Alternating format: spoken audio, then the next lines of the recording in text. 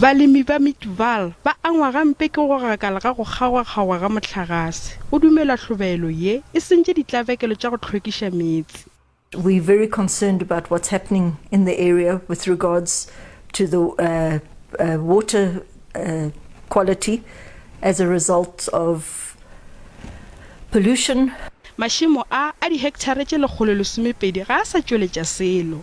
There is actually no future because if I'm going to go under liquidation, everything is going to be sold and be taken out under my feet. Letamo leo ba ithekgilego ka lona la Rinspread leo gape le elelago ka Clip River le tšhilafetše ka lebaka la hlobelo ya mohlagase. Dihlapi di agwa mola setla sa go bjalwa se amegile. With the load shedding as well, it would appear that the criminals are also watching the schedules and know when to strike. So cables and pivots are being stolen.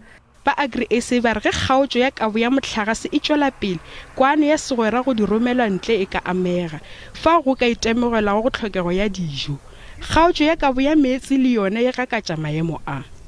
Farmers face huge challenges when it comes to irrigation, or when it comes to security on the farm, or when it comes to maintaining even biosecurity on farms, because you need electricity to drive many of the systems.